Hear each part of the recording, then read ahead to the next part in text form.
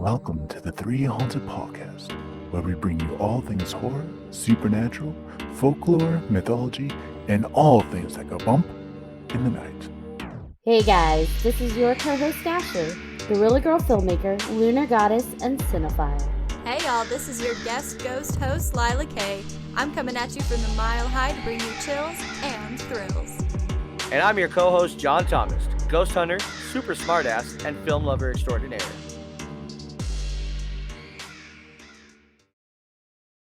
What's up, ghouls, gals, and all my Cenobite pals? You opened the box, and we came to discuss the psychology of Hellraiser and the birth of torture films. And boy, oh boy, do we have such sights to show you. But first, a word from our network sponsor.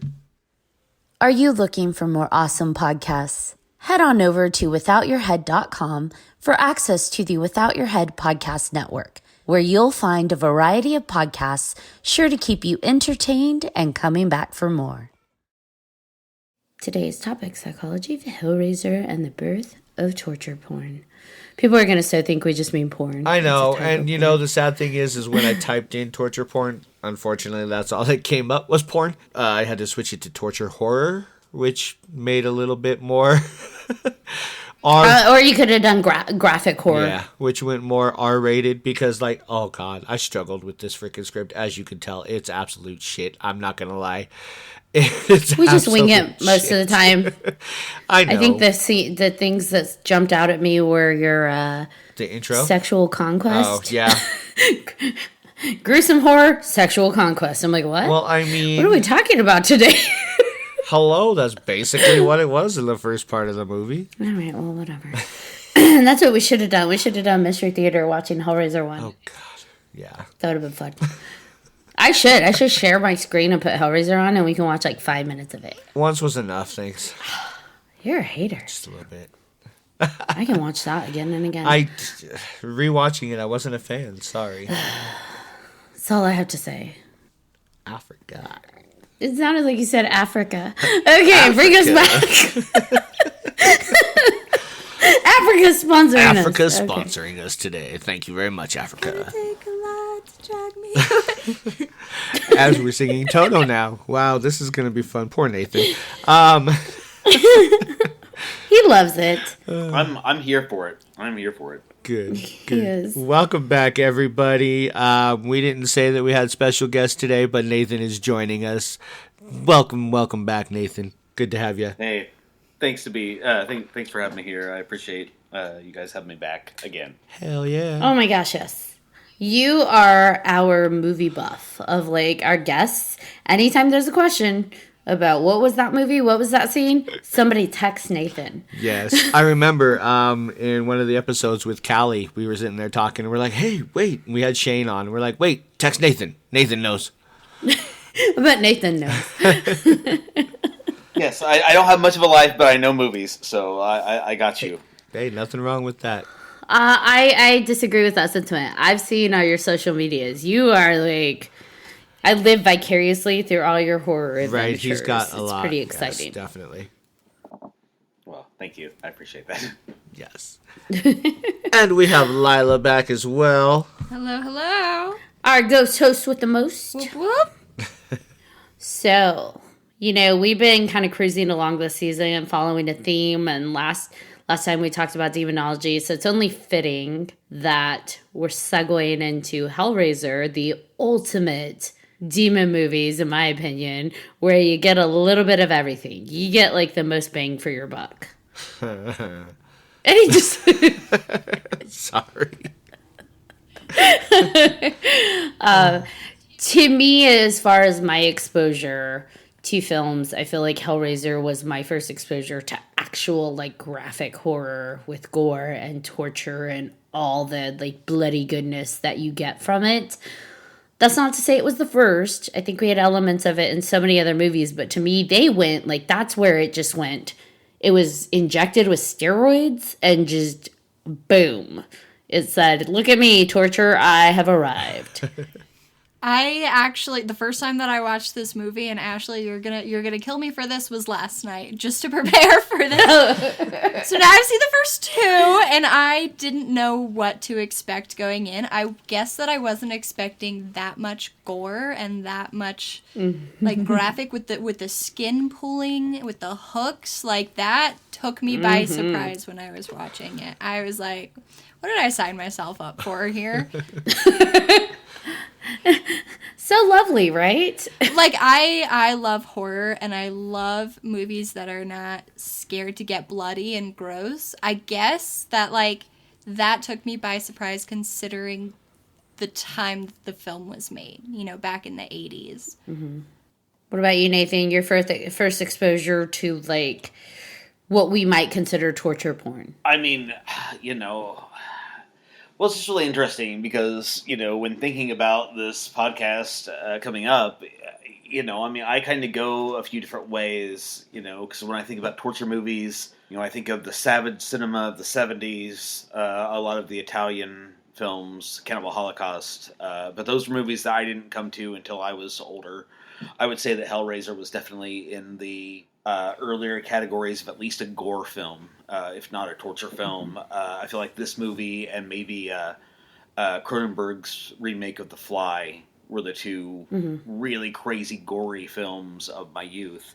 Definitely a fan. Have my my Hellraiser Blu-ray here signed by Doug Bradley, where he has drawn a little pin, little pinhead pin. I got my little Blu-ray set, so definitely a fan. I don't know. Early opinions of at least the first Hellraiser movie and even the second is that those movies were super scary to me because Pinhead himself, I mean, I'm probably getting ahead of us, but Pinhead himself didn't have much joy in what he was doing. It was more of a job. It's a position for him. He's doing what he's been set to do. He's not got a whole lot of passion about it. But the gore and the graphicness, and honestly, and we'll get there, I'm sure, but the sexuality mixed in, and especially, you know, when you start to learn stuff and the queer subtext of this movie, I think it's way ahead of its time, and I think it's still relevant. I still think it's great, and I might be spoiler alerting for one of my esteemed hosts, but I think if you don't like this movie, you're wrong. And that would be me. Fingers. Yeah. Yes, that would be me. Go ahead, John. All right. Gauntlet thrown. I actually ended up watching the third one, I think, first. And I remember seeing the first one a little bit That's after. the one with the Tower of Souls? Yeah. And I liked the third one, go figure. But I don't know. I just rewatching this now, I hate to say it, I was bored. I did like the use of gore and everything else, but I don't know, I was just bored. I was watching Ashley's face as those words came out of your mouth, and she was not very happy. She's not a happy camper I'm because gonna strangle my co-host through the screen. she loves this movie, and I know she does. But yeah, I do. I think there's so many reasons why I love this movie because, you know, we go through a look at what has been presented in the arena of gore and torture, because I think there's a difference between gore and torture. You know, we can look at the Lost Boys where they're feeding off of the, you know, Nazi skinheads in the campfire, and that's gore. That's not really torture, right? But super hella gory. Like, whoa, that was a really cool feeding scene. But then we actually look at torture, where there's not an act of killing is your goal. It's the act of torturing somebody. For what aim or what purpose, I don't know, but torture. And so when we look at torture films over through the 80s, 90s, 2000s, and so on, you know, we have the Eli Roths, where I feel like the storyline comes second to the torture. Like someone, like you have a group of writers in the room that were just like, okay, what's the sickest way we can disgust people? And how many of those scenes can we put in a movie? Okay, now where do we make that happen? And then I look at films like Hellraiser and like that whole series, where it was more so, what's the world that we're creating? What are the messages that we're sending across? And now how do we build on that? It almost feels like the story came first. And that's just my opinion. Because you look at Hellraiser, and there were rules. Like, I think, Nathan, you were saying Pinhead didn't really get joy out of it. It was his job. There were rules that the Cenobites had to follow. And so when those rules were broken because, like, Pinhead got separated from his human half, and then suddenly he can be hell on earth, and any of the rules that applied beforehand didn't exist anymore until his human half was repaired to him. Those things carry the story, they carry the world, so it makes sense to us. So then the torture within that world, I guess, makes sense. Well, I said that like 4 times. Does that make sense? To jump in on a couple things you said a lot, and it's good. I know. No, it's great. One thing before anything else, we've got ahead. I mentioned the sequels. John said Hellraiser 3 was the first, which is interesting because that's kind of when he becomes a little more Freddy Krueger. Mm-hmm. They've got a little more one-liners. You've talked about Hellraiser 2, where you meet his human half. But, I think it's important to really talk about the first film as it was, where it didn't have all of the preponderance of backstory and sequel. But I would find a slight bit of fault with you. I mean, I agree with your assessment of the Eli Roth stage, which would definitely be what I think is considered the actual term of torture porn is. I would say that it's not just about the gore, but it's like you have to. I think it's important to look at both of these films, both Hellraiser and let's say Hostel. Let's compare those two. That they are both responses to what are going on in the world, because torture porn, like as we know it in the 2000s, was a reaction to all of the the footage online that we were getting out of like the Middle East, of like journalists getting beheaded, and we were seeing this youth were seeing dead people, and people get, I remember watching with my friends on like rotten.com and Ogrish and all these sites where you see real people dying. And I think that the filmmakers were reacting to the fact that we see this all every day. How do we make it? Because I don't know. I think that we could go on about Hostel on a different podcast, because I don't know. I think that there's honestly smarter things going on in there than a lot of film critics want to admit. But with Hellraiser, it's so much for me. It is so much about sex and pain and pleasure blending, and definitely reaching into hell, but hell almost seems like just a conduit for these weird, sexy, terrible creatures. I don't know, but it is. It's quite it's quite graphic. I think it still holds up as graphic. I think the effects are great. But yeah, no, I think that Hellraiser is exactly what you said. I think it's definitely a reaction of what was happening in culture, both with sex and both with AIDS as well. I think there's a lot of sex and death wrapped up with that, and you have to also consider, Clive Barker, who gave us this series, is, a queer man who was of prime age in the 80s, if you will. I don't know. I don't want to ramble on. You should jump in and counterpoint me or something. Well, if we're, I guess for me, the point I was trying to make is that there is a difference between the films. I think people lump torture porn films or anything that has heavy torture and gore into it all into the same category.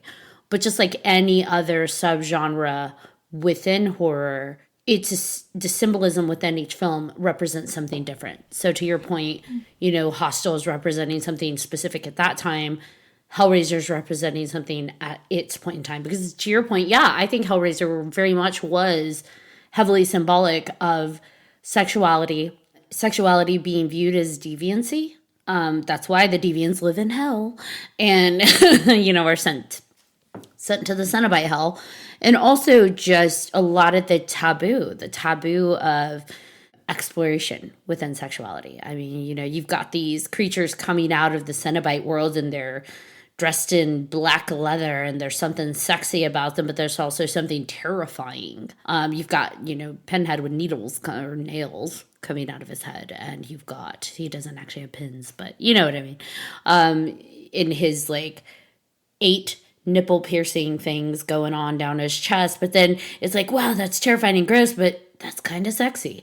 What does that say about me? I think it caused a lot of people to pause and say, why do I find that kind of sexy? But yeah, it's interesting. Because I think Hellraiser, even as it shifted tone over time and eventually shifted out of Doug Bradley, which was blasphemy. Hashtag not my pinhead. It still tried to carry that same dark, sexy undertone. So I think that series specifically was the torture and the extreme pain very much was symbolic of sexuality and liberation and how people demonized it, pun intended, demonizing sexuality and anything that was against the norm.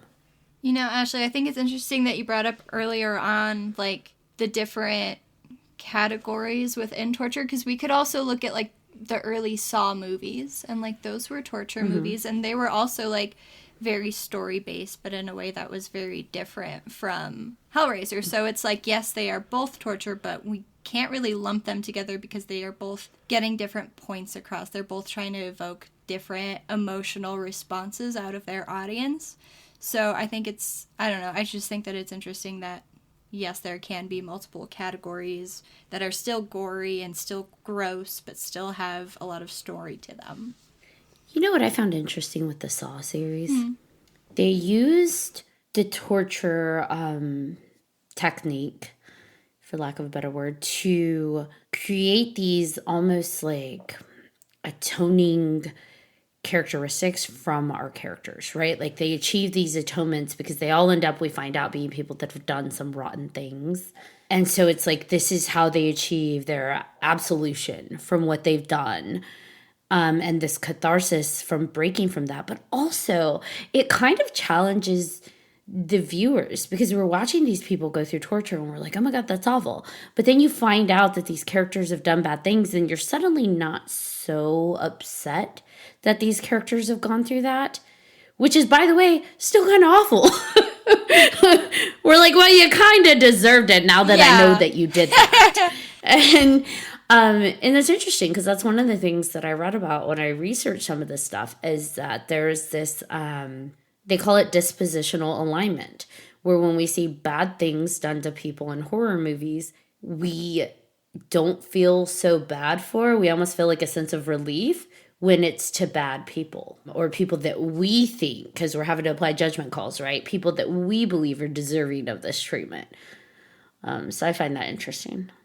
Yeah, I mean, well, I think that those are the two kind of victims you have in horror films, because you have, I mean, just if you're talking, okay, we're talking about the Hellraiser movies, unfortunately, I will have to say that outside of the first two movies, I mean, the Hellraiser movies are not quite slasher movies. They start to devolve into that. They're not quite, but, going into Friday the 13th, Nightmare on Elm Street. We'll go with Nightmare on Elm Street. I feel like in the first movie, you're really rooting for Nancy. I don't feel like we want to see any of these characters killed off. They're all pretty good characters. And then by Freddy's dead, it's like the whole point is to see how Freddy's going to dispatch these kids, and you're rooting for it. And I feel like there's no empathy to be had for, the stoner kid in Freddy's Dead, The Final Nightmare, but there's a lot of empathy to be had for Tina at the very beginning of the first Nightmare on Elm Street, and I feel like the same thing could be said for, these movies and the torture movies. I feel like that's why a lot of the times, when you get to anything from Cannibal Holocaust to Hostel, you're given a little bit of morality with these people, but I would offer this to me. What does that say about us as a audience? Because for me, the older I get, as much as I have less faith in the world, really, when I watch movies, I have a lot more empathy for these people, and I think to myself, oh, well, that person was an asshole, but they didn't deserve to be macheted 7 times, so maybe 5, only 6, yeah.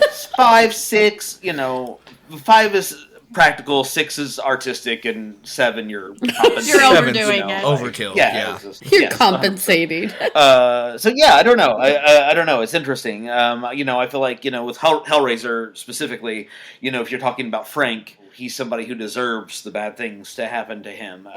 Julia is a little more complex, and I mean, we could even talk about that. That's an element we haven't even talked about. The fact that, in my opinion, the Cenobites aren't the villains in the first Hellraiser movie. Frank and They're just Julia doing what are they're supposed to. the villains. Yep. Frank is the person driving Julia, and Julia is the person who, on one hand could be slightly sympathetic. She's a woman who has found this passion with her brother-in-law, who also happens to be a terrible piece of shit, Satanist, horrible sadist person. But she's also willing to kill her husband and kill innocent men and offer up her stepdaughter for this consuming demon that her lover has turned into. So the Cenobites are there to just, they're honest to God, they're like the mobsters in a 30s movie that's sent to be like, we're here to collect, I'm gonna break your kneecaps. Oh, the things we do for love. I'm with you, but in that same vein, like, I think that's why with especially Hellraiser 1 and 2, why I had so much sympathy for Pinhead and the Cenobites is they are living in this world of these rules. Like, you don't touch the box, you don't meet Pinhead, right? And like, the face he made. Okay, but you know what I'm saying. If you aren't playing with something very dangerous, you're not going to meet the demons that are emerging from there. If you are doing your thing, it took this murderous woman and this like these situations to occur and to bring it about. And they tried to hold true to the rules where in a few of the movies where if you're forced to open the box, if you're forcing innocent people to open it hoping you're going to sacrifice them, they don't take them. They will take the person who forced them. Remember when they're in the asylum and that doctor's forcing all of the patients to open it, to sacrifice them just to access the Cenobite world, and they end up taking the doctor instead because they're like, what the fuck? Like, with that, it's still the same. Like, they're just doing their job. They're cutting off the right knees, right? So, like, they're fitting the right people with cement blocks. But I guess that begs the question, who are the right people? Because at what point is the vindication acceptable, if that makes sense? Because I know in the one with the Tower of Souls, she ends up offering up that guy, or was it her boyfriend? She gets him close to the tower to be taken in, but because he had been feeding people souls, that's okay. But it's like, at the same token, she also offered somebody up. So where is vindication? Again, I guess it depends on where you're looking at the franchise, because I think if you're looking at the first film, that's true. I mean, it's very much true that the Cenobites are there for the people who did them dirty. But it's important to remark that in that first movie, Kirsty was the one who was smart enough to be like, hey, you don't really want me, you want Frank. Frank is the person who cheated you. He's the one who escaped. I can bring you to him. And so as soon as she was able to offer that, she just made a deal with the devil to save her soul. 100%. But she was an innocent. Right. I think that at least in that first movie, it's a direct, deserved response because Frank had fucked himself and he was ready to escape and kill innocent people, including his brother, to get back into Earth on life, whatever, but when you get into the sequels, I think that there's the evil doctor in part 2, there's the evil club owner in part 3, there is the evil spaceman in part 4. Let's be real, Jason, no, I guess Jason has, I guess Michael Myers and Freddy still have not been to space, right. But Jason has. Yeah. Oh yes. I'm sorry. Freddie and Michael have not been, but Jason has, and Pinhead. Shit, even the leprechaun went to space. The leprechaun went to space. Yeah. The leprechaun went to the space before he went to the hood. I know, right? That's some fucking. What about the torture of knowing all of this? That is the real torture here. You're torturing watching all these movies. Yes. Yeah. I love a movie with emotional conflict, and that's what I got out of the first one. Watching it through for the first time, like, I've grown up with this imagery of Pinhead, and I've seen the character, and I can recognize him and know what he's from. But up until last night, when I was watching the movie, I didn't know his story. I didn't know that this was like his job. I didn't know what he did. It's just to put it simply, I didn't know, is it the Cenobites or Cenobites? Can you correct me on that? Cenobites. Cenobites. I didn't know what the Cenobites did, and to Nathan's point, they are there to do a job. And so I grew up with this expectation of, I've seen this mean-looking guy with pins sticking out of his head. He's the bad guy. But actually watching that film, he's not the bad guy. Right. And yes, bringing up Kirsty, she now you did, know why we love her. Yeah, I mean, she did open the box, yes. But she didn't really know what was going to happen. She didn't know the outcome. She didn't know that she was to be taken from that. And, you know, they tried to explain, you opened the box, you summoned us, we're here for you. And she's like, no, you're really not, though. You're not. And so having that emotional conflict of, yes, you opened it, this is kind of your fault, but also you don't deserve this, that's, I think, what makes the movie pretty interesting. But does ignorance really... Does it count as an excuse? Yeah, because I think about that, and, you know, we talked about in the paranormal games about, like, people summoning demons to, they just fuck around and play a game and get a magic genie wish, and it's like, if something does come out and something gets you, like, at the end of the day, you were playing with a box that you didn't know what it did. You were twirling and circling it and tracing it, knowing something's gonna happen. You don't circle something repeatedly, like, oh, I wonder what happens if this finally opens. Like, I'm not saying she deserved it, but look at us even now. We're, like, trying to justify who deserved to get, like, tortured by the Cenobites and who didn't. And it's like, I don't know. She opened it. At the beginning of the film, Frank goes searching for it. You know, I think that I would say, at least in the first film, you know, I mean, my God, her father was killed. She is allowed to play with a box. Right. Let the girl have a box. She's allowed to play with the box. Look, I don't judge her. I have a box. Like, literally, I have a Hellraiser box. We've seen it. There is something, like, you look at these things and they're, like, really beautiful and captivating and magical, and sure, why not? But, and I'm not saying she would deserve to be dragged into hell and tortured. She has a lifelong connection with that box. Otherwise, we wouldn't see her in movie after movie after movie. And at what point does it become like, all right, now you're kind of just asking for it? Like, I think you met Daddy and you keep trying to get back to him. And I mean, when I say Daddy, I mean Pinhead. Because he's the boss of all the Cenobites. That's Daddy. I mean, do you blame her, though, after, you know, the first one at least? Do you blame her? Hello, Pinhead. Well, this is a good time to bring up that, you know, we haven't even talked about the fact that they are doing 2 different remakes of this this second. Yep. They're doing a Hellraiser series, yes, and then they're doing a Hellraiser movie, and in the movie, Pinhead is going to be a lady. Yep. I'm excited for that. It is. It's slightly closer to the book. The book describes Pinhead as, I believe, I may be crazy cats.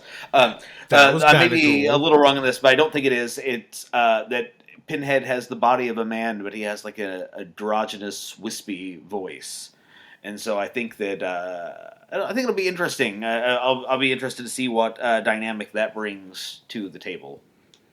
Yes. Yeah, in the comic books, they had evolved her to be more feminine in outward features. Well, I was going to say, at one point, Kirsty became Pinhead, which is interesting. Yeah, I think it's really, like, here's the thing, though, when it comes to remakes, and this also goes into Hellraiser 10, 13, 40, 50, like, and Jason and Michael and everything else. Like, unless you get fans who are original fans or fans of the comics or anything like that, where any remakes are going to be like a love note to it, they're just churned out like commercialism shit that ends up being like, it doesn't feel genuine. It doesn't feel genuine to the characters or the storylines or the world. So I really hope that whatever projects they take with these remakes, that they're bringing in people who actually appreciated like the originals to some extent, so that it's not just like, oh, look, we turned Pinhead into a girl because that's where we're at right now. And yeah, torture. Woo. I might be wrong, but I do have faith in these. The simple fact that from after part 4, Dimension only churned out the Pinhead movies, the Hellraiser movies, to keep that title. So Yeah, a to lot of keep those it away movies, from- yeah. Hellraiser, Inferno, Hellworld, these were not movies that were initially written as Hellraiser movies. They were written as thrillers that Dimension bought and thought, oh, we can throw Pinhead in for about 5 minutes and make it into a Hellraiser movie. Right. This time around, I believe the series is being helmed by David Gordon Green, and some of the episodes are going to be written by the Trick or Treat. Oh, I know. I can't think of the name. I'm blanking on his name right now. People are like yelling at me right now as they're listening to this. Michael Dowery, I think, maybe his name. I'm not sure. The DVD's right over there. But The director are you looking for? yes, the director of Trick or Treat. It's Michael. Yes. So he's going to be writing some of those. So I mean, I think that both of the remakes, they have good people finally behind them. At one point, it was actually going to be a script written by Clive Barker, and it was going to be directed by Pascal Lussier, who was, or I'm mispronouncing it, but it's the director of the original Martyrs, the French torture film, Okay. which is like a torture art film, and it would have been amazing. I think it would have been great. That would have been sick. Yes, I don't know if it may have been too intense, but yeah, I don't know. No such thing. Well, no, of course not.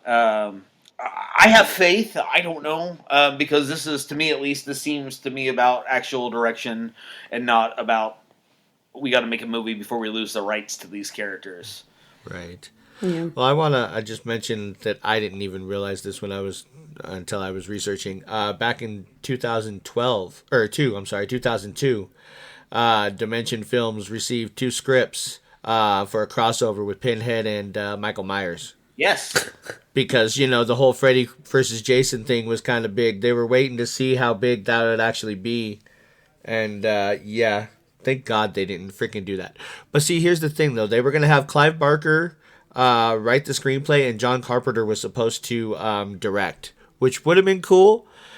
But, no. I'm glad that didn't happen.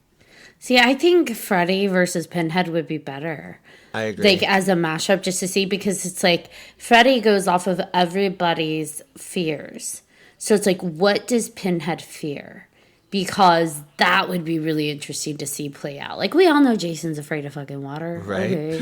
But, like, what He is not. Oh my God. No. One of the But original. what is Pinhead afraid of? Well, one of the original endings of Freddy vs. Jason was actually going to end with Freddy and Jason fighting in hell, and all of a sudden off screen, these hooks were going to fly into them and pull them apart, and out of the flames was going to step Pinhead, and he was going to say, "Now, gentlemen, what seems to be the problem?"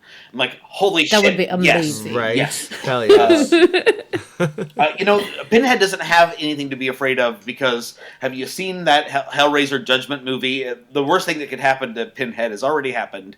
That great value, doughy Pinhead. I don't mean to body shame him, but he looked like somebody had stuck thumbtacks into Play-Doh. Oh, dear. That's what I'm gonna call myself after like Doughy COVID. Pinhead. Wait, this is great value, Ashley. Great value, Doughy Ashley. That's hilarious. Yeah, I think that it'd be interesting to see who, like, Clive or somebody, or like Clive, that's his creature, his creation, is just like, what does Pinhead deeply fear? That would just be the idea of that. It just like, sink your teeth into that, or your hooks. That'd be amazing. Hell yeah. I hooked him. I haven't read this. I don't know if anybody's read this. I feel like we are all talking about, if we're talking about what Pinhead's afraid of.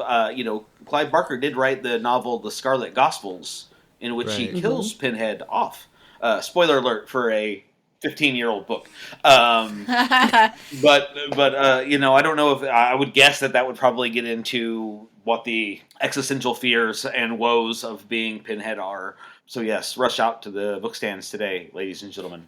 So then that begs the question, torture films. There are so many different reasons. It's just another funnel for telling stories.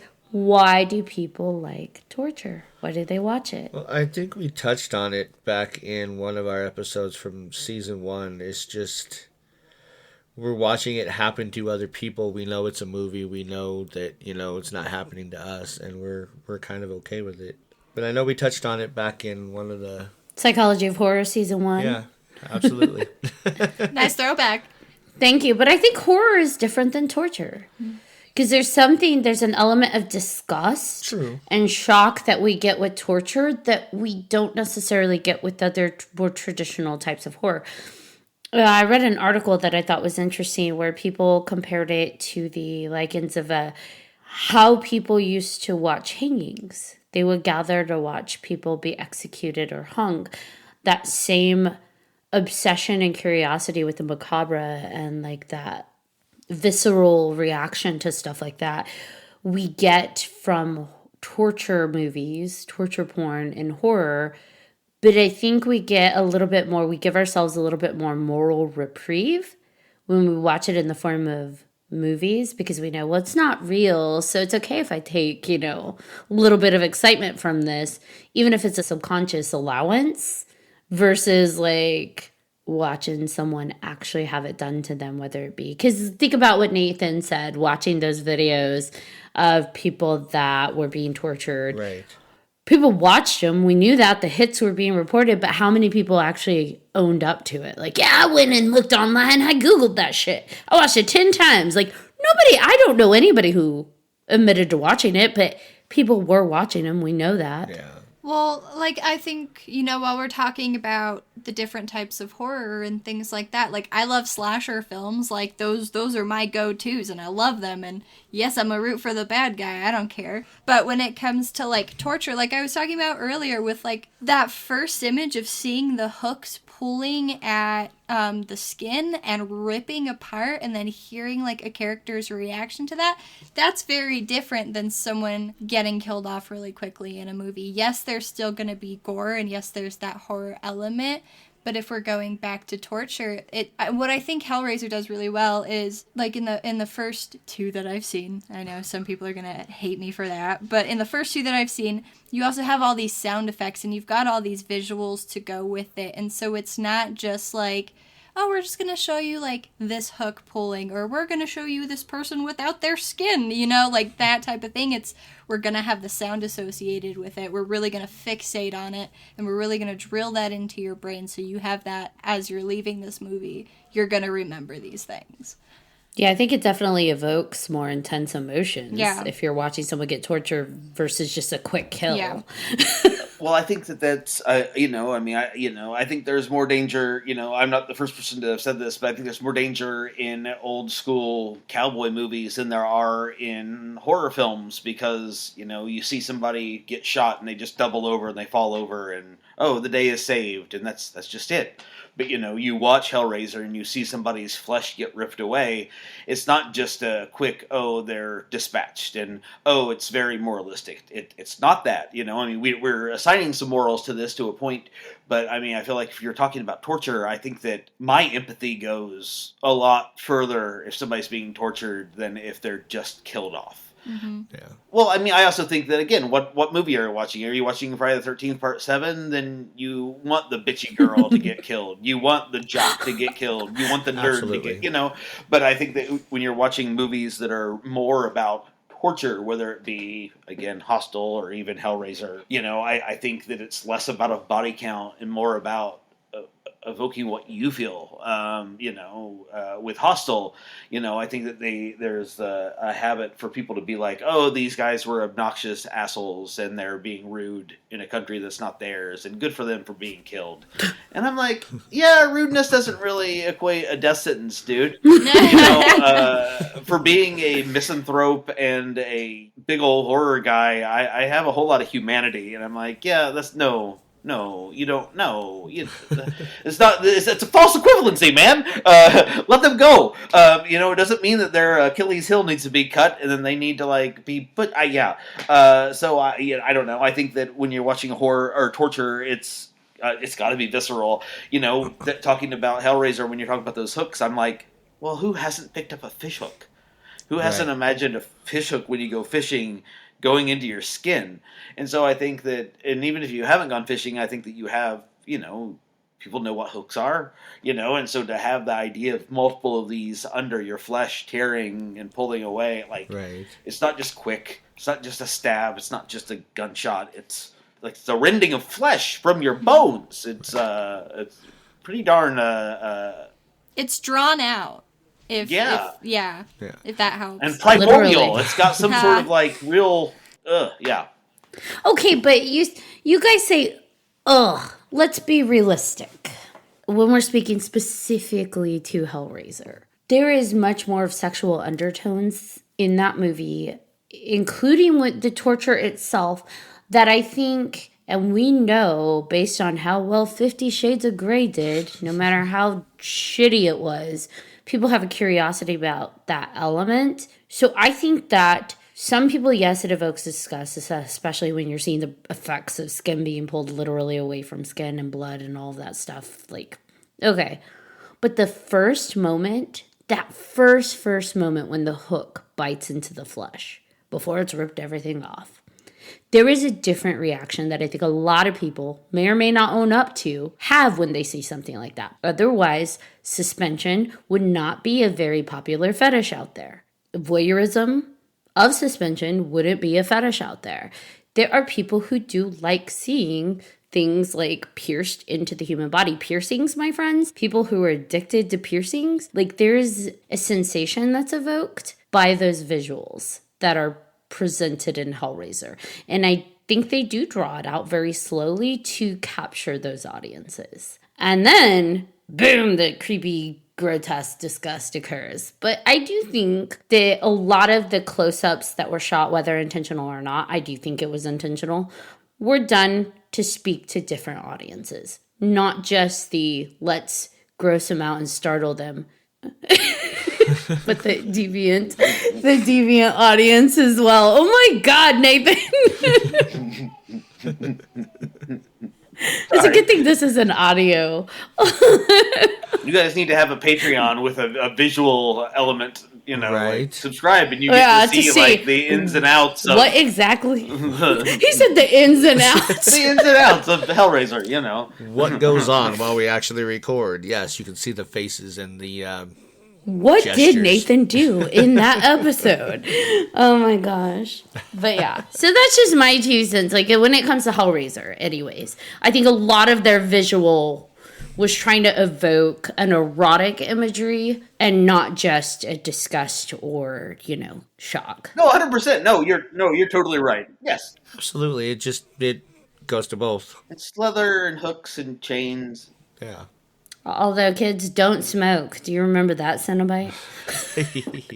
The smoking Cenobite? Oh, God. I did like how their different, what they looked like as Cenobites was very representative of their sins Right. as humans. Yeah.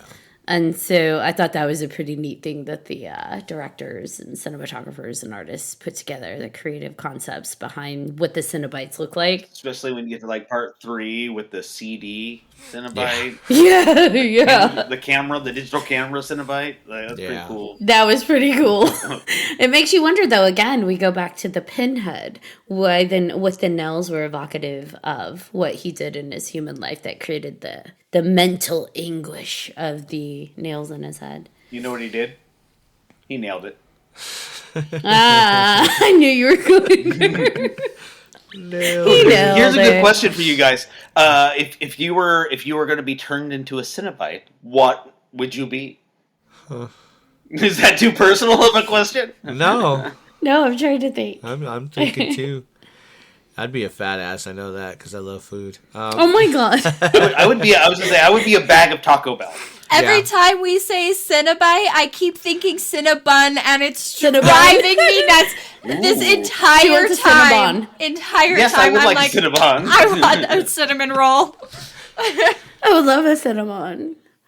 So I'm going to nerd out for just a moment. So Pokemon Go has this Pokemon character that's all black and it looks like machinery and like really just cool. Like if a Pokemon can be sexy, like that's a sexy Pokemon. Zekrom? Like it's just really cool. Is that who you're talking- Yeah, Zekrom. Oh, See, God. he knew who I was. See, you could say, oh my gosh, but you knew exactly what I was talking about. So Zekrom. That's because he's the only all black freaking Pokemon that's there. He is not. And so I feel like though all of the ones that I've gotten of him, I've named Xenobites. And I had someone actually ask me, what is Cenobite? I'm like, if you don't know, then you don't know. Like, Hellraiser. Ones that get You're it, welcome. get it. And the ones that don't, Yep. don't. Tough shit. These are my Cenobites. Oh, dear Lord. That's my nerd moment. Yes, well, I answered the question, so I need Yeah. y'all to answer the rest Well, of it. And now I do want cinnamon rolls for real. The entire time, that's just been what's going on in my head is like, man, I could go for a cinnamon roll. Well, The Nathan, obsession you with- asked the question, so did you have something in mind? Like you Put were, it back on you. I just want to know because you brought it up. I was like, well, maybe he's already got something that we can stall for, you know? Oh God, no. He was stalling. Yeah, You didn't do no. I good. mean, I'm surrounded by. I mean, I would probably be the CD Cenobite, only it would be Blu-rays. I don't know. I would spit out shitty movies. So like, if you come too close, I'll kill you with a copy of Santa Claus Conquers the Martians.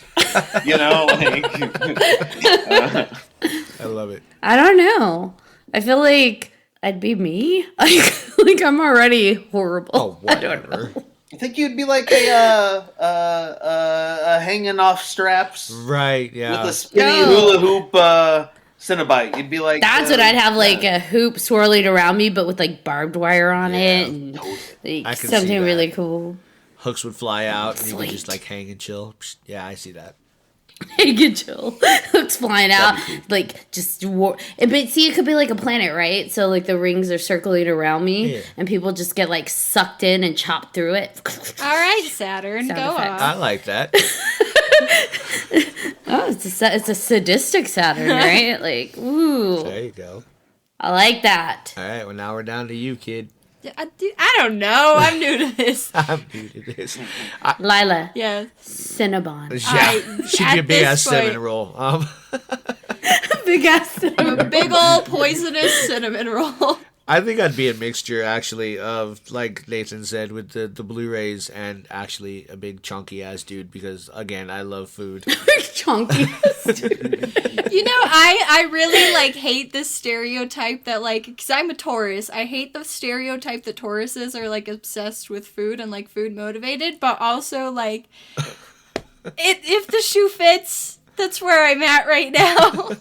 You could be like that Muppet. What is it, the chef? Oh, yeah. But you have like these crazy accessories that I've are just like got coming so out of many, your hand. like, Just knives. Yes. There what you is he? go. The Swedish chef? Yes. Doo-doo-doo-doo. But it's just me with like knives all over the place. Yeah. There you go. There we go. It's just Gordon Ramsay. That's all this is. Just go- There you go. You open the box and it's just Gordon. Do you know one thing I found while researching stuff? There's this called excitation transfer process. So the more intense our experiences when watching a movie, so like the torture porns, when it's like really disgusting us and shocking us, after the film is over, the physiological arousal of all those senses, the dopamine, the adrenaline, is still there lingering. So any positive interaction you have afterwards is intensified because you're already riding on that high. So then, like, we almost get addicted to that, right? That sensation without realizing it. And we also view the entire experience, we lump it together as one big positive experience. So, like, I guess maybe don't go home and go right to bed if you're going to be on that extra high. Like, go do something fun. Like, go do donuts in a parking lot or have sex. I don't know. Like, if it intensifies things, like, sure, why not? I don't know. Maybe that's why horror fans are big horror fans. They're just like, this is what I like to do. Netflix, thrill and chill. All right. So to your point, the whole sex thing. So we can test this theory out. So if there's like Who's we? No. Listen, if there's a horror movie that comes out, we can see 9 months later if there's like an abundance of babies being born. Babies? Yes, that's where I was going with that, not the other stuff. Well, I like to think that horror fans are rather more logical, common sense lot. You give people a lot of I was credit. gonna. I wouldn't test that on our people. You better leave those horror fans alone. Hey, some are great. He said we're gonna test this theory. Wait, what? I'm committed to the podcast, but But Damn. damn not that far. Nathan starts dancing. Actually, that's curious because you watch horror films like every day at work. Do you find positive interactions are more increased on days that you're watching scary movies versus days that you're not?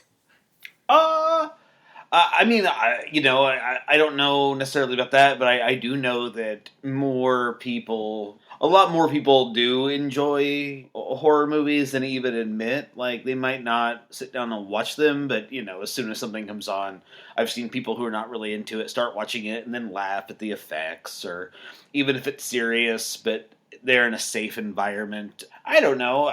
It's positive for me because I don't have to have the damn game on, and it makes my day better. In fact, someone actually asked me Saturday night if I could put a football game on, and I will share this. My kink is telling them no, no, I cannot put football on for you. We're gonna watch Slumber Party Massacre, and it's gonna be glorious. My kink is telling them no. Absolutely. So I don't know. Yeah, I don't know. As far as that goes, no. But I would say that my life is more positive because of horror movies, except when you look at my bank account, maybe. Agreed. Yeah, I feel like I mean, I know that was like Nathan's question, but like I am also a person who loves watching scary movies, and all of my friends hate horror movies, and I'm like, I'm sorry you have poor taste, but I'm just more fun than you are. I have more personality, so I make my friends watch scary movies in any way that I can. Like when I was living with a couple of roommates, I was like, okay, we're watching this, we're watching this, we're watching this, and they're like, we don't want to. And I was like, you're at least watching one, so you better pick from the list. Like, we're gonna sit down, we're gonna do this. Didn't y'all watch Scream a couple times? We watched the original. We watched it a few times. I remember it. Yeah, it was the one that we were just sat there and made fun of, but it was like, oh, we're bonding.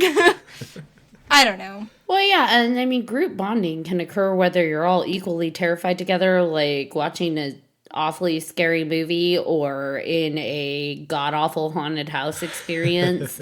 Nothing bonds people quicker than being terrified together. Absolutely. But also finding, horribly comedic scary movies. You're going to have a really great time with your friends and laugh together as well. So I think that's pretty funny, but I don't know. I think we'll have to put Nathan up on I volunteer you to test the theory of go watch horror movies and have sex, and then go have sex without watching a horror movie and tell us which experience was better. I mean, it sounds like a win-win to me. Is right, really, either way, but yeah. I'm just saying, do both. We need to hear back from you and let us know what you found. I have never been so excited about science in my life, guys. Oh boy! See, I thought we were going with the whole babies thing. I was like, no, we don't need a bunch of Nathans running around. As cool as that would be, I don't think we need to test that theory. There's already one too many in the world, so. Oh man. Yeah, I mean, I think we have lots of reasons why torture is viewed by people. Everybody has their own reason why they consume it and how it affects them differently. I know some people just can't stand watching it at all. And I think as I've gotten older, similar to what you said earlier, Nathan, I can't watch as graphic things done to people because I think I've gone a little too empathetic. And so it's hard for me to see people be tortured the way I used to be able to. That sounds wrong. But I used to be able to watch movie after movie after movie and like to have no problem. And as I've gotten older, I feel like it's a little easier for me to tap out and be like, I can't. I have to look away. Well, we had mentioned Saw, Hostel, of course. What about, Rob Zombie with The Devil's Rejects, House of a Thousand Corpses? That shit's pretty much torture in a way, too, especially Devil's Rejects. That's like Disney torture. Okay. Would you, compared to some, yes, but would you consider the Purge movies torture in a way or no? No. What would you classify that as, though? Slasher. But it's not technically slasher. I mean, it's just going out and murdering, people murdering each other. And what's the slasher film? Well, yeah, okay. I mean... But... it's like it's murdering for the sake of murdering, and they just put it in a fun world of, disbelief. Like, okay, look, once a year, it's a free for all. We get to just fuck each other up. And, that's what happens. Okay. Just curious. Although, I will say, I really liked Purge re-election year. I thought the storyline that they did on that one... Third one, yeah. Yeah, I actually really liked that one. I thought that was a really interesting way to introduce the storyline and be kind of evocative of what, real world goes through. Right, yeah. That one was good. I did like the first one just because it was like, holy shit, what happens if that actually does happen? What are you going to do? How are you going to survive? But yeah, it was just, I don't know. I just thought it was freaky. And now I just watch them because I'm curious. Well, I think, using The Purge as an example, when we were talking about, evoking different emotions, a lot of people, had that reaction where it was like, oh my god, what if this happened? But then I also remember, the following, few years after that, that was, a big Halloween costume, is people getting these, purge masks and dressing up and going out because they enjoyed that, that type of situation and putting themselves in, I can dress up like this and, be representative of this. While we were talking about, evoking different emotions, some people got scared, some people really took it in, that'd be kind of cool. Yeah. Gotcha. Well, I mean, you see games like Grand Theft Auto, that's like The Purge, but without all the murderiness. And so it's like, I that's kind of how I equated The Purge. As someone played Grand Theft Auto and said, dude, what if we put this, but with murder? I think there's something specific white male rage with The Purge, even if it's not always males doing it or even white people doing it. But I feel like there's something very white male rage about that. I think there's also something to be said about, look how we are online. We're all happy to be shitheads when we're anonymous. So, whether it be the masks in The Purge or the masks in The Strangers or even something even more on its face political and not a horror film like V for Vendetta. I think the idea of somebody putting on a mask to go do, it's Batman. Right? It's Batman. It's going on to a mask and being the badass you can't be in your own life. Right. Going to the Rob Zombie films, I think those are very evocative of the, the brutal cinema of the 70s. A lot of the American films like Texas Chainsaw. But, I think it's really interesting because I think that Rob Zombie and Tarantino are linked in that way because in a lot of Tarantino's films, he's got moments of torture. Right. You've got Mr. Blonde torturing the cop in Reservoir Dogs. You've got the scene with the gimp in Pulp Fiction. You have all of these, Inglourious Bastards has it, and it's okay because it's a Nazi, so it's totally okay. But, I think that they kind of stretch across. It's interesting. Well, hell, we've not talked about the maybe most highest grossing torture film of all time, which is The Passion of the Christ. That's 100% a torture film. That is 100%. There's nothing in that movie that I could not expect to be in Saw 7. You're not wrong. You're not wrong. Oh my god.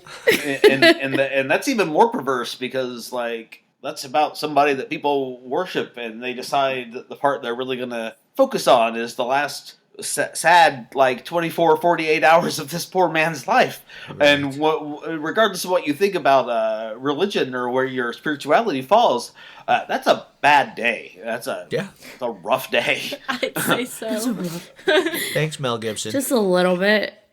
And this kind of going off of what you said, because you did say something pretty interesting that struck out to me with The Purge was the anonymity, and whether it be the keyboard warriors or the trolls, but it's people not only like to live out what they are ashamed to admit when their faces are revealed, but also it addresses the demons inside that so many people try to hide. And what are people capable of when they think nobody knows that it's them, when they think they won't get caught or be, there are consequences applied. What are people willing to do or live out? That aggression, that anger, that whatever we like to pretend, whatever hides in the dark. What happens when we bring that out to the light because we put a mask on them or a costume or, whatever. We give that anonymous shield. So that's interesting. Living vicariously. What are 3 films that you enjoy that would be considered torture films. I mean, I think we mentioned them all for me. I definitely Hellraiser! I definitely enjoyed the Saw movies up to a certain sequel, but I still watched them all just because curiosity. Hostel back when, but that was like Saw times 4 for me for a little bit, depending on the sequel sucked. But yeah, I don't know a third. I think I have way too many. Cannibal Holocaust, a Serbian film, Martyrs. Yeah, those would be the 3 that I would recommend. Ooh, and an extra bonus on top, if you really want to go terrible, is the August Underground trilogy by Toe Tag Pictures, which is August Underground, Mortem, and Penance. And it's a trilogy of films that are first-person perspective found footage of the tapes of these serial killers, and it's pretty hard stuff to watch. Huh. That second film, Mortem, is pretty much, it's just torture upon torture upon torture. And it's all fake. It's wonderful stuff. It's directed by Fred Vogel, who's a student of my arch nemesis, Tom Savini. Did you say your arch nemesis? I did. I stand by that. But just making sure I heard that right. Yeah, everybody can hear that. Like, you could tag me right in that. I would say August Underground's great if you're looking for a torture movie, but I would also not recommend them for anybody with the faint of heart. But you just listen to me list Cannibal Holocaust, a Serbian film, and Martyrs, so you should know what you're getting into with those films. What about you, Lila? I always think I'm like pretty well educated in films, and then I come on the show, and then I'm like, I forgot. Puts me back in my place real fast. Also following Nathan up, come on. No. That's why she gave it to you instead. Yeah. I mean, you could volley it back if you want. No, it's fine. I really did enjoy the first Hellraiser movie a lot more than I thought that I would, especially not knowing what I was getting into. And like I said earlier, having that imagery of like this iconic character of Pinhead and not knowing who he was, I was like, I don't know, this is pretty good. It's disgusting. I love it. And then, the earlier Saw movies, the first one I think it was really clever in how the story was told, and then including those like torture moments in there, but not having it being overwhelming. And I don't have a third, so if I would love a film list. Nathan, I'm looking at you. Give me ideas here. I love a homework assignment. So I just thought of a third, and I gotta pull it from Randy from Scream 2, Showgirls. Absolutely terrifying. Oh, that was definitely torture. Showgirls. So I'm definitely gonna have to go with Hellraiser because, of course. I'm echoing Martyrs. That is a hard, intense film to stomach, but I'm going with Martyrs. That's if we're doing torture films, and I'm gonna throw it back. For my third, I'm going with Misery. Ooh, Misery. Oh, yes. Nice. Yes, that's a good one. She tortured the hell out of that man. Yes. So. Yes. That was good. And it wasn't all gory and everything. I mean, there were some, but not much. It was such a fun film. It was. I definitely recommend everybody watch Misery at least once. At least once. It's just so fun. And to see those characters interact the way they do is just fantastic. And we can all only hope to have a number 1 fan like that. Just kidding. I'm just kidding.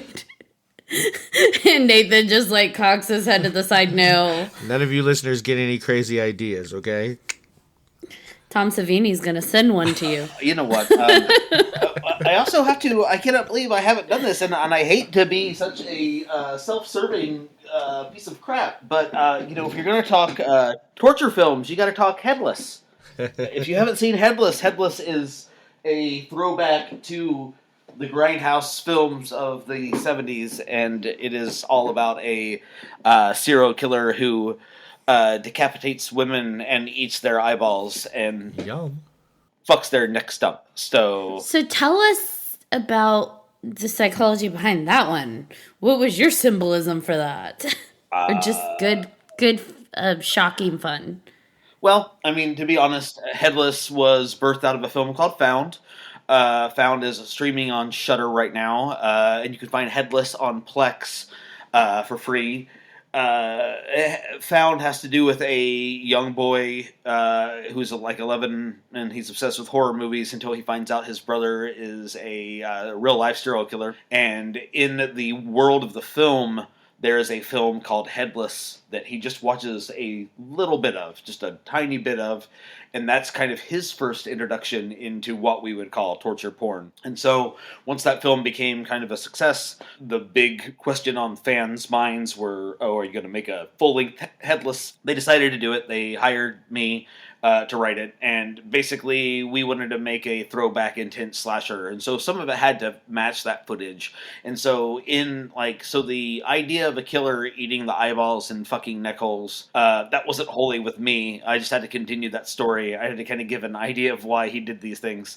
I don't know. I think for me the idea between it was just try to make something that would be both ultra gory, but also, to evoke a filmmaker that we just talked about who will definitely raise some ire. I think like Rob Zombie with Halloween, trying to show what makes a serial killer a serial killer. But for me, I also, I knew we wanted to make it really extreme. We wanted to make it really shocking. And so we wanted to get in all the torture. We wanted to get in, eyeball torture and slicing off body parts and mutilations of all different varieties with a big old machete.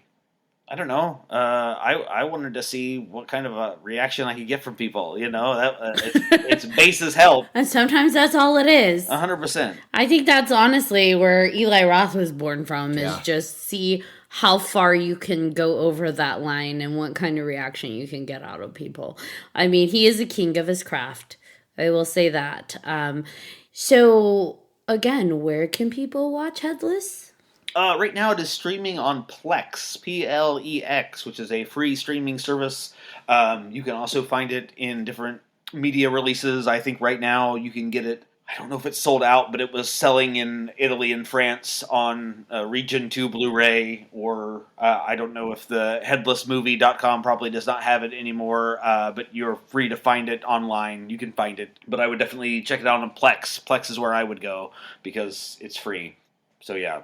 One last question for you. Like, when we had first had you on at the beginning of the season, you had talked to us about this graphic novel project that you were working on. Any updates on that? So Volume 3 of Tales from the Cryptic Closet is out. I have stories in Volume 2 and 3. They're both out now. You can find more information about that at The Cryptic Closet, and you can find them on Instagram, on Facebook. I'm not sure when physical copies will be for sale, but I know that the Kickstarter rewards all just went out. I've got my copy. Volume 3 is in eye-popping 3D. You get one of those wonderful red and blue 3D glasses with your book. Nice. And all the things pop right out at you. It's wonderful. It's a good group of artists, good group of writers. So that's out. That is out and about. You can also find me always on Sammy Terry at sammyterry.com, playing Sammy's wonderful sidekick, Goolsby. Sammy Terry is the world's longest-running horror host, Indiana's favorite son, namesake of the Sammy Terry Kolsch beer that I'm drinking here from Scarlet Lane, the official beer of horror. Trying to get all the plugs in at once. Yes, I love We got him in his marketing mode. I love it. I tell you, I'm here to sell. You sell well, Golstubus. So, does anyone have any final thoughts on Psychology of Hellraiser and the birth of torture porn? No. No. Just Like silence. everyone's just shaking their heads. I forgot the people can't Oh, see man. this, and so I'm like, oh wait, we have to be verbal about this. I would say at least that the original Hellraiser. If we just talk again back to the original one, sequels be damned for good or for ill. My takeaway with this is I can't imagine somebody not watching that film and having some sort of reaction. I was surprised that there was boredom mentioned because I personally can't watch this movie and not have a reaction to it. I think there's something just really visceral about your skin being torn off. I think that there's something sexy and deviant and weird and wonderful going on. I think Pinhead is a instantly iconic villain, and there's a reason that the series has stuck around, and the series stuck around because of him. I don't think that they have really explored a whole lot of sex and death and torture throughout the series as much as it did when it was in Clive's hands. But I think that Pinhead himself is an indelible horror character. And I don't know. I'm looking forward to the new movies. Me too. My favorite Hellraiser quote, well, there's so many, is no tears, please. It's a waste of good suffering. I have so many favorite quotes in there. Now, don't get me wrong. Just because I said I was bored doesn't mean that I didn't enjoy it. I did enjoy watching Frank come up, especially in the beginning after the blood drops and, you see the body come up. The effects on that was really cool. I loved that. Pinhead, obviously iconic. I love Pinhead. I was just, I don't know, rewatching it. I didn't feel as excited as, like, say, Ashley does when she watches it. It was still good, but it's just, I don't know. I'm like, Will I watch it numerous times in a row? Probably not. But will I watch it again? Yeah, definitely. Well, I think they sum it up. People's reactions to Hellraiser specifically, they sum it up with their tagline, demon to some, angel to others. So it's whatever you take from it. This has been a really great episode. I love talking about Hellraiser. All things Hellraiser. Love at first fright. That's all I got to say. Love at first fright. Yes. All right. Thank you so much to Nathan for joining us on this episode. And thank you all for tuning in. I am your guest host, Lila Kay. I'm John Thomas. And I am Ashley, Lunar Goddess. If you have any episode suggestions, questions, or comments, please email us at 3hauntedpodcast@gmail.com. And if you haven't done so already, be sure to like, follow, and subscribe to all of our social media. We'll see you in the next one, MetaPals. Until next time.